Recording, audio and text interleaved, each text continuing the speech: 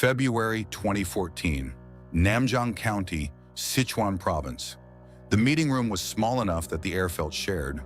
Fluorescent lights hummed faintly overhead. A kettle clicked off in the corner. On the wall, a projection screen glowed with pause footage from a traffic checkpoint camera. The image was grainy, washed in winter sodium light. A car sat frozen mid-frame. 3 months.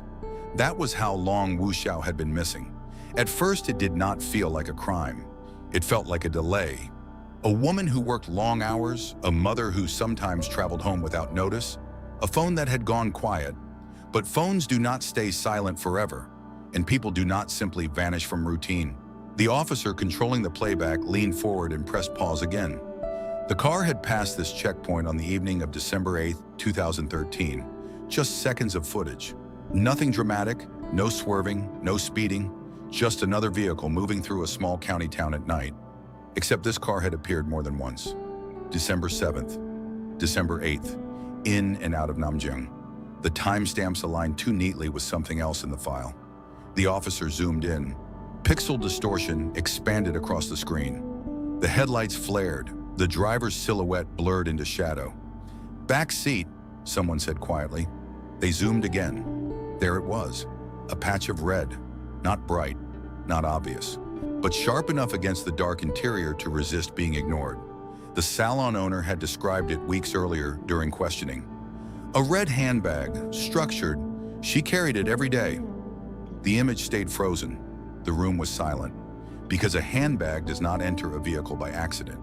And if the bag was there on the night of December 8th, then at some point, so was she. Wu Xiao had left the salon around 7 p.m. that evening.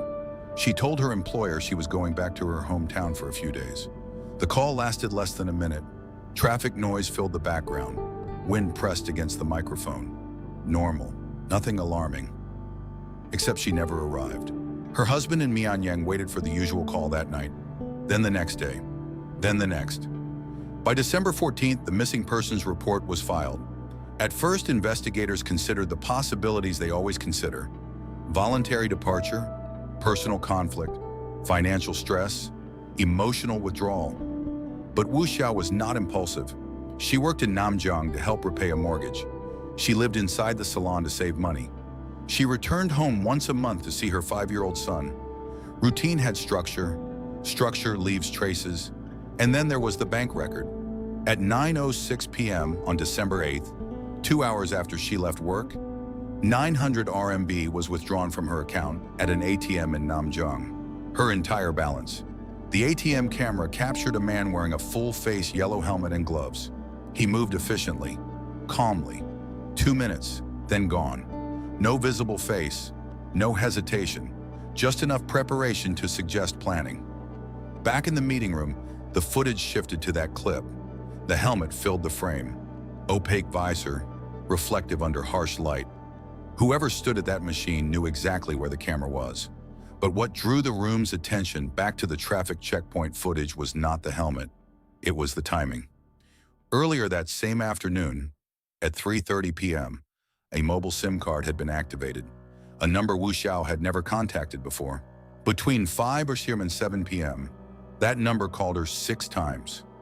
After December 8th, it never existed again. 2 hours of digital life, 6 calls, then silence. The officer tapped the desk lightly.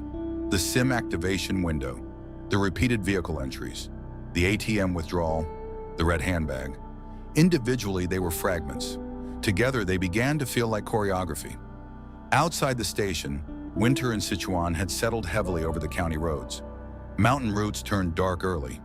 Bridges caught wind that cut through layered clothing. One witness had reported seeing Wu Xiao around 7:30 p.m. that night. She was standing near the railing of a bridge, speaking on her phone. Not distressed, not hurried, just talking, as if arranging something. The investigators rewound the checkpoint video again. The car passed through at 7 p.m., returned later, left again near 11 p.m. Why so many entries? Why that pattern? And why did the timestamps align so closely with the calls from a number that had never existed before that day? Someone in the room finally said it. She got into that car. No one argued, but no one yet knew why. Was it trust? Was it familiarity? Was it deception? The frame on the screen remained paused on the red handbag. A simple object, soft leather, carried daily, now transformed into the first silent confirmation that Wu Xiao had not disappeared into abstraction. She had been somewhere specific, inside something, with someone, and somewhere beyond the reach of that camera's fading pixels. The story had already crossed a line investigators were only beginning to see. The officer shut off the projector. Darkness reclaimed the wall. For 3 months, Wu Xiao had been a missing person. That night in February, in that small room in Namjiang, she became something else, a pattern. And patterns do not form without intent. Cut to black. Before she became a case file, Wu Xiao was predictable. And in investigations, predictable lives are the hardest to erase. She was 34 years old in December of 2013. Married, a mother, not reckless, not impulsive. The kind of person who measured expenses in small increments and believed that stability could be built one sacrifice at a time. In 2012, she left her hometown of Mianyang and traveled to Namjiang County for work. The decision wasn't dramatic, it was practical. A mortgage had been taken out. A home purchased in the city. It was meant to represent progress, something permanent for her son. But progress requires income. So she moved into the back room of a small hair salon in Namjiang. She slept there most nights, cooked simple meals, sent money home, returned to Mianyang once a month. Every evening she called her husband and her 5-year-old son. Every evening. Routine is a form of promise. The salon owner described her as disciplined, quiet, focused on work. She did not socialize much outside the shop. She did not frequent bars. She did not disappear without explanation, which is why December 8th felt wrong only in hindsight. On December 7th, a man came into the salon. He was older than her, nearly 50, thin, dressed in dark clothing, polite. He asked for a haircut, then conversation. There was nothing outwardly alarming about him. No raised voice, no pressure, no visible threat. According to co-workers, he waited outside the salon that evening and walked with her briefly before she returned to sleep at the shop. It did not look forced. It did not look urgent. If anyone had watched from across the street, they would have seen something ordinary. A man speaking with a woman after work. Trust rarely announces itself as dangerous. The next day, December 8th, something shifted, but only slightly. Her phone rang more than usual that afternoon. She did not answer inside the salon. Instead, she stepped outside to speak. A small behavioral change. Easy to miss. Co-workers later recalled that she seemed distracted, not frightened, just preoccupied, as if waiting for something.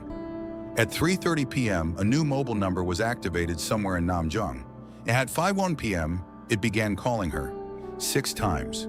Between 5 and 7 p.m., the calls were short. No one inside the salon heard what was said, but witnesses remembered she stood near the road while speaking, away from others. Why step outside? Privacy, excitement, secrecy, or simply better reception? It is dangerous to assign meaning too early. At 7:00 p.m., she told the salon owner she would return to her hometown for a few days. The statement was calm, casual. She carried her usual red handbag, makeup, personal items, nothing unusual for a short trip. She did not pack in panic. She did not leave in haste. She walked out into winter air like someone heading toward a plan. One witness later placed her on a bridge around 7:30 p.m., speaking on the phone again. Traffic noise drowned out details. She did not appear distressed. If there had been fear, it was not visible from a passing distance. This detail would trouble investigators later, because abductions leave traces, raised voices, struggle, witnesses who remember tension. But that night, Wu Xiao did not appear to resist anything, which has suggested something else. She may have believed she was safe. Back in Mianyang, her husband waited for the usual evening call. It never came. The first night, he assumed she was busy. The second night, perhaps she was traveling. By the third, unease began to form. Wu Xiao was not careless with communication. Her absence was louder than any argument could have been. When investigators reconstructed her final known hours, they noticed something subtle. She had spoken the previous evening, December 7th, about her new apartment, about plans to buy a car someday. It was ordinary conversation, aspirational, not boastful, but aspiration can be misinterpreted. In small towns, words travel differently. When someone mentions property or savings, listeners may fill in the blanks. Did someone believe she had access to more money than she did? Her bank balance on December 8th was 900 RMB, not the savings of someone wealthy. But perception often outweighs fact. Investigators later asked themselves, was December 7th a test? Was the salon visit reconnaissance? Was the following day already decided? Or did the situation escalate unexpectedly? At this point in the timeline, there were no bodies, no confessions, only fragments. 6 phone calls from a number that had never existed before that afternoon. A woman stepping outside to answer them. A red handbag, a bridge, a car passing repeatedly through a checkpoint, and a life defined by routine, broken by one deviation. If Wu Xiao had ignored the calls, perhaps the evening would have unfolded normally. If she had stayed inside, if she had insisted on meeting in daylight, if she had not believed that familiarity could be built in 24 hours. But hindsight is a luxury investigators cannot rely on. They deal in sequences, and the sequence was tightening. At 9:06 p.m., her bank account was emptied. 2 hours after she left work, someone knew her PIN, which meant at some point between 7 a.m. and 9 p.m., trust or force had already intervened. The question was no longer whether she left voluntarily. The question was when that voluntary decision ended, and whether she realized it in time. In missing person cases, digital traces often outlive human ones. Wu Xiao's phone records were not dramatic. There were no frantic calls, no emergency attempts, no sudden spike in communication with family. What stood out was absence, and then precision. At exactly 15:30 on December 8, 2013, a mobile SIM card was activated in Namjiang County. It had never been used before. It had no prior call history. Arrests did not happen dramatically. There were no high-speed pursuits broadcast on television. By the time warrants were issued, the 3 men were already in different provinces. Distance, however, does not dissolve timelines. Yu Hu was detained first, in connection with a separate robbery investigation. Liu Dong and Chen Jiang were later located in coastal regions, far from Namjiang. At first, the responses were predictable. Denial, minimization, selective memory. Yu Hu claimed he only knew Wu Xiao casually.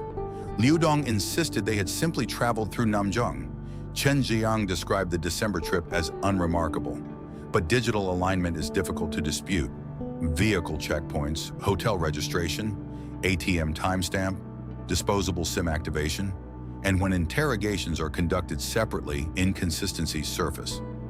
The first fracture appeared when investigators presented the synchronized timeline, hour by hour, movement by movement. December 7th. Yu Hu had entered the salon intentionally, not for a haircut, for contact. He had observed Wu Xiao's routine, learned that she lived inside the salon, learned she worked late, learned she was alone. That evening, after gaining her phone number, he reported back to Liu Dong and Chen Jiang. The following day was not spontaneous. It was operational. At 13:30 on December 8th, the vehicle entered Namjiang. The 3 men drove toward a mountainous area approximately 9 kilometers from town. There, according to later testimony, they prepared something. The afternoon exit at 16:30 was not retreat. It was repositioning. At 15:30, the disposable SIM was activated. Yu Hu purchased it specifically to avoid linking the calls to his real identity. Between 17:08 and 19:08, he called Wu Xiao 6 times, encouraging her to meet, suggesting a short trip. Nothing alarming in tone. He understood that pressure would create resistance. Calm would create compliance. At approximately 19:00, they re-entered Namjiang. Wu Xiao left the salon around that time. She was seen near the bridge at 19:30, speaking on the phone. Then she entered the vehicle. Voluntarily, that detail would echo later in court, because it meant trust had been successfully engineered. Inside the vehicle, the atmosphere shifted. At some point after leaving town center, coercion began. Her bank card was taken. Her PIN was demanded. Investigators determined this must have occurred before 2106. The ATM withdrawal was not an impulsive theft. It was scheduled into the sequence. Helmet prepared, gloves worn, route selected, 900 RMB, her entire balance. According to confessions, this was the moment the plan fractured. The men had believed she possessed significant savings. They had interpreted casual conversation about property and future purchases as evidence of accessible funds. When the ATM revealed only 900 RMB, anger replaced expectation. But here lies the critical psychological turn. The grave had already been prepared earlier that afternoon, which means the possibility of murder existed before the ATM transaction. Whether they intended to release her after robbery or eliminate her regardless became secondary to one fact. Preparation had been made for permanent concealment. The mountainous site had been chosen in advance. Tools had been brought. Coordination had been discussed. The ATM withdrawal was a financial disappointment, but the burial plan did not originate from disappointment. It originated from planning. Investigators reconstructed the route after 2106. The vehicle left town. No further checkpoint entries until the 2301 exit. In the window between those times, Wu Xiao's fate was sealed. Her body was not recovered until May 2014. Guided by Liu Dong's eventual cooperation, authorities located the burial site in the remote hillside area, previously mapped during vehicle analysis. Forensic examination confirmed blunt force trauma. Restraint marks were present. There was no evidence of extended captivity. The sequence had been contained within hours. 3 men, 1 vehicle, 1 prepared site, and a life calculated into logistics. During interrogation, another layer surfaced. This was not an isolated idea conceived over one weekend. Yu Hu had discussed targeting women before. The group had considered multiple potential victims, specifically women who lived or worked alone. Approach, build rapport, create privacy, control environment. The disposable SIM was not innovation, it was method. The rotation of drivers was not coincidence. It was an attempt to diffuse identifiable patterns. The afternoon mountain trip was not scenic travel, it was rehearsal and preparation. This was structured predation, and Wu Xiao was selected not because of who she was, but because she was accessible, because she answered, because she believed the interaction was benign. In court proceedings later that year, the timeline was laid out with clinical precision. December 7th, contact established. December 8th afternoon, site prepared. December 8th evening, victim lured. 2106, funds withdrawn, nightfall, concealment executed. When confronted with the sequence, the defendants no longer denied involvement. Instead, they attempted to argue escalation, that the violence occurred only after discovering the small bank balance. But investigators emphasized the pre-dug site. Preparation weakens the argument of sudden rage. Intent does not require emotional outburst. It requires anticipation. By October 2014, the court issued its ruling. Death sentences for all 3 primary participants. The legal system closed the file, but the psychological file remained open. Because the most disturbing aspect of this case was not brutality, it was structure, not chaos, not loss of control, but the illusion of normal interaction layered over a premeditated framework. The SIM card had existed for 2 hours. The trust building took 1 day. The preparation took an afternoon, and within a 90-minute window between 1930 and 2106, routine collapsed into orchestration. As the confessions were finalized, one final question remained in the investigation room. If the ATM had displayed a larger balance, would the ending have changed? Or was the decision already made when the soil was disturbed earlier that day? In May 2014, 5 months after Wu Xiao disappeared, investigators returned to the mountains. The air was warmer than it had been in December. Spring had softened the soil. Under the guidance of one of the suspects, search teams located a disturbed patch of earth roughly 9 kilometers from Namjiang Center, a place few people had reason to visit. For months, her family had existed in uncertainty. Hope, even fragile hope, is difficult to extinguish without proof. Recovery ended that ambiguity. Forensic examination confirmed what the timeline had already implied. The injuries were consistent with assault by blunt force. Restraint marks confirmed control. There was no evidence of prolonged captivity. The The sequence had been swift, structured, finite. By October 2014, the court in Sichuan delivered its judgment. Yu Hu, Liu Dong, Namjiang, all sentenced to death. The ruling emphasized premeditation, coordinated action, and extreme social harm. Legally, the case was complete, but closure is rarely procedural. In Mianyang, Wu Xiao's son was 5 years old when she disappeared. At that age, memory is selective. He would not remember the details of SIM cards or checkpoint footage. He would remember routine, nightly calls, promises of returning home soon. In Namjiang, the salon continued operating. Haircuts resumed. Customers came and left. But the staff would later say that December evenings felt different. The bridge where she had been seen taking her final call remained in place. Traffic still passed. Wind still moved across the railing. Nothing in the environment carried visible evidence of what had unfolded. That is often the unsettling part. Places remained neutral. People assigned meaning afterward.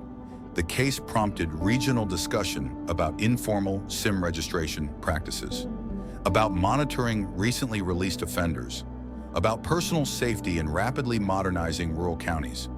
But policy adjustments do not erase patterns of human behavior, because beneath the procedural failures was something more fundamental. 3 men recently released from prison. Limited economic prospects, shared history, opportunity, and a belief that perception of wealth equaled actual wealth. Wu Xiao's casual comments about her mortgage and future car became in their minds indicators of accessible money. A cognitive distortion, greed amplified by assumption. At the same time, Wu Xiao's trust was not irrational. She met a man in a public setting. He spoke politely. He behaved normally. There were no immediate warning signs visible to coworkers. Trust in small communities is often extended by default, and predators understand that. The disposable SIM is perhaps the most symbolic element of this case. Activated at 15:30, used between 17 and 19 Mars, gone by nightfall. 2 hours of digital existence, long enough to alter a life permanently. Technology did not create the crime, but it reduced friction. It created a temporary identity. It allowed approach without trace, and in a world increasingly mediated by numbers and signals, anonymity can be manufactured with alarming ease. There is also the question that lingers, quietly but persistently. Was murder always the intended outcome? The defense suggested escalation, anger after discovering only 900 RMB, disappointment turning violent. But investigators returned to the same detail.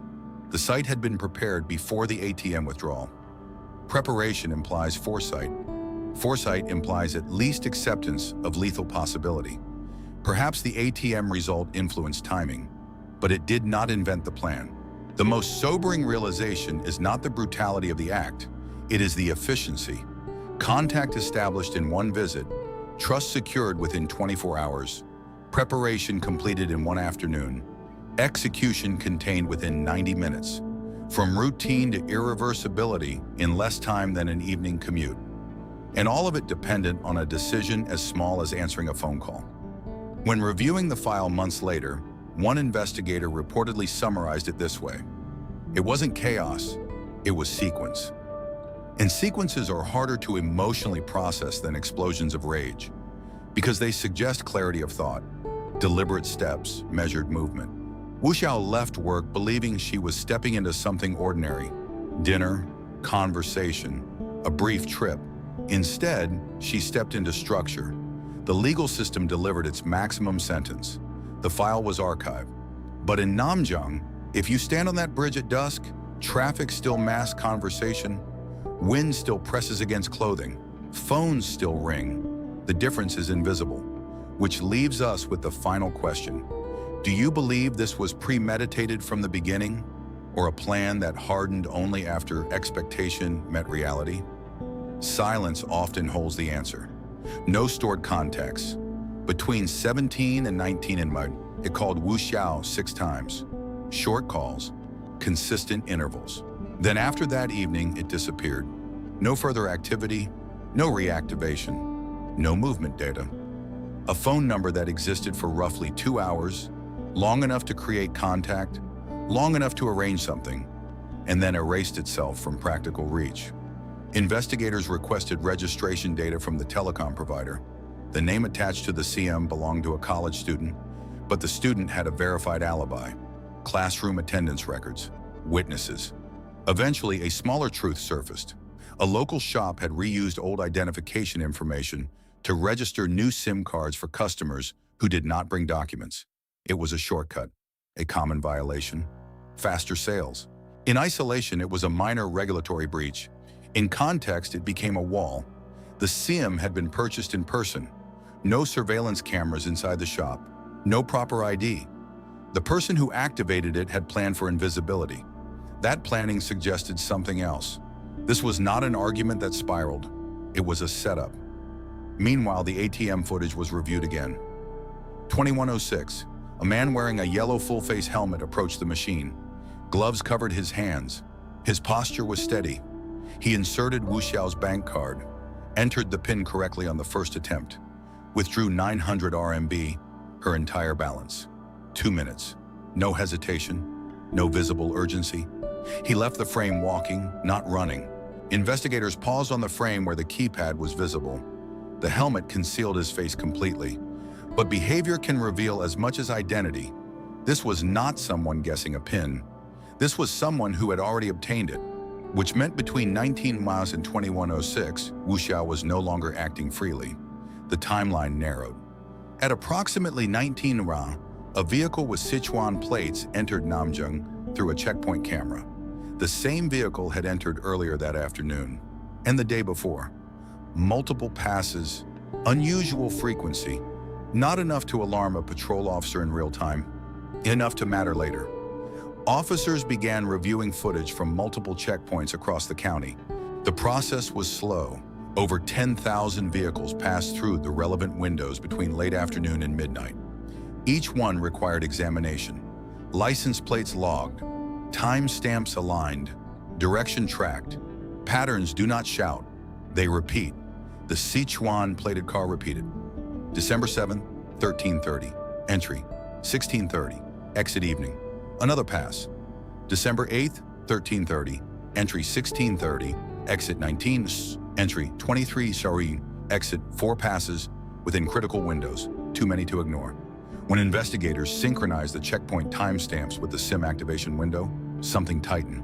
1530. SIM activated. 17 was 19 Shun. 6 calls. 19 Mars. Vehicle re-enters county. 2106. ATM withdrawal. 23 Mar. Vehicle exits. The sequence felt deliberate, like steps in a routine. And then there was the bridge. A witness had reported seeing Wu Xiao at approximately 1930, speaking on her phone near the railing. That bridge sat between the salon and the highway route toward the mountainous outskirts, about 8 kilometers from town center. Walking that distance in winter within 30 minutes would be unlikely. She must have had transportation, which suggested the vehicle had already made contact by that time. Officers replayed the checkpoint footage again, this time focusing on interior silhouettes. In one pass, the driver's build appeared consistent with the registered owner of the vehicle, Liu Dong, a man with a prior criminal record. In another pass, seating positions appeared different. The driver shifted. The passenger seat occupied by someone else. 3 individuals inside, rotating positions. Why rotate drivers unless you are trying to obscure something? Investigators obtained Liu Dong's background file. Recently released from prison, associates included Chen Jiang, another former inmate, and a third name began appearing in cross-references, Yu Hu, also recently released. The connections were not yet proof, but they formed a cluster. 3 former inmates, 1 vehicle, 1 disposable SIM, 1 woman missing. Still, at this stage, there was no body, no confession, only alignment. And alignment can be coincidence, but coincidence rarely follows such strict timing. When officers mapped the vehicle's exit route at 23 on December 8th, they noticed it headed toward a mountainous area approximately 9 kilometers from Namjiang Center. Sparse lighting, few residences, limited night traffic, a place where sound does not travel far. The theory began forming quietly in the investigation room. What if the SIM was used not to invite her somewhere public, but to control timing? What if the multiple entries and exits were rehearsals? or scouting movements? And what if the ATM withdrawal was not the objective, but merely a step? One officer summarized it carefully. She believed she was meeting someone she recognized, because nothing in the witness accounts suggested force at pickup, which meant the transition from voluntary movement to coercion likely happened inside the vehicle, between the bridge and the ATM, between 1930 and 2106. A 90-minute window, 90 minutes during which a life shifted from routine to disappearance. The ATM footage replayed one more time. The helmet's visor reflected the machine's green interface light. The figure did not look panicked. He looked procedural, and procedures imply rehearsal. As Part 3 closed in the investigative timeline, the case was no longer treated as a missing person report. It had evolved into something structured, coordinated, and likely premeditated. But one question still hovered over the room. Was the intention always murder, or was something discovered along the way that changed the plan? The answer would not come from cameras. It would come from arrests. Investigations rarely break open all at once. They narrow, slowly, like a lens adjusting focus. By late February 2014, the Sichuan-plated vehicle had moved from interesting to central. The license plate was traced to Liu Dong. Male, recently released from prison, no stable employment, history of property-related offenses, not violent on record, but records only show what was proven. Investigators pulled hotel registration data from Namjiang during December 7th and 8th. Liu Dong had checked into a small local hotel. He was not alone. The registration listed another name, Chen Jiang, also recently released, also previously incarcerated. Two former inmates traveling together to a small county town without clear employment purpose. That alone was not illegal, but it was context. Then came the interior footage review. When officers slowed down the checkpoint recordings frame by frame, something subtle emerged. In one pass, Liu Dong appeared to be driving. In another, Chen Jiang sat behind the wheel. A third silhouette occupied the remaining seat. Three men, rotating positions. People on casual road trips do not usually switch seats mid-journey multiple times within short intervals. It suggested coordination or shared responsibility. Investigators expanded their background checks. In prison records, Liu Dong and Chen Jiang had overlapping incarceration periods with another inmate, Yu Hu, also released earlier that year. Yu Hu's name began surfacing in phone contact analysis tied loosely to Liu Dong. There were no direct digital records connecting him to the disposable SIM, but absence at this stage was no longer reassuring. Then another detail surfaced. A former salon employee who had initially been unavailable during early interviews returned and provided an additional statement. She remembered seeing Wu Xiao enter a vehicle on the evening of December 8th. Three men were inside. She did not recognize them at the time, but after being shown still images extracted from checkpoint footage, she identified one face as similar to a man who had visited the salon on December 7th for a haircut. The older man, polite, soft-spoken, the one who had asked for Wu Xiao's number, the name connected to that description? Yu Hu. The structure was solidifying. December 7th, Yu Hu visits the salon, builds rapport, gains contact information.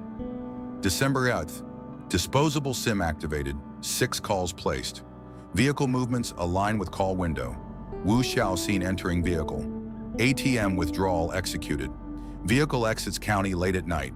Investigators mapped the vehicle's late-night route after its final checkpoint pass at 23 on Wan. The direction pointed toward a mountainous stretch approximately 9 kilometers outside Namjiang. Sparse development, minimal lighting, no routine patrol presence at that hour. And then came a crucial realization. The vehicle had entered and exited the county earlier on December 8th, before the evening pickup. At 13:30 it entered. At 16:30 it exited, then returned at 19 Iranam. Why leave and come back within hours, unless something needed preparation? Search teams began examining remote areas along the mapped route. They did not yet have a precise location, but the geography mattered. Open terrain, loose soil in winter. If something had been buried in advance, it would not have been obvious from the road. The theory sharpened internally, though not yet publicly stated. What if the afternoon trip had not been random travel? What if it was reconnaissance? Or worse, Preparation? Investigators also re-examined the ATM timeline. If the withdrawal occurred at 21:06, then Wu Xiao must have been under control prior to that time. The PIN had been obtained, the bank card accessed, which meant coercion occurred before the ATM stop. The ATM was not the beginning of the crime, it was the middle, and if planning extended to acquiring a SIM and coordinating multiple drivers, then the crime likely did not begin at 7 p.m. It began at least 24 hours earlier, possibly longer. The final element that tightened the frame was behavioral. 3 recently released former inmates, no stable income, traveling together, targeting a woman living alone in a salon, building contact one day, executing plan the next. This was no longer a question of disappearance. It was a question of premeditation. But there was still no body, no physical evidence linking the men directly to violence. Only movement patterns, only structure, only alignment. Warrants were prepared, arrest operations were coordinated across provinces, because by this point, the men were no longer in Namjiang. The vehicle had moved. Hotel checkout had occurred. The patterns suggested dispersal, almost as if they anticipated pursuit. One officer summarized the situation quietly. If this was opportunistic, it was highly organized opportunism, which raised a final uncertainty. Was Wu Xiao specifically targeted? Or was she selected because she was accessible? Because she was alone? Because she mentioned financial stability? Or because she simply answered the phone?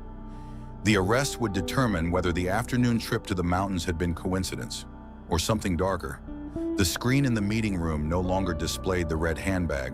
Now it showed 3 names on a whiteboard: Liu Dong, Chen Jiang, Yu Hu.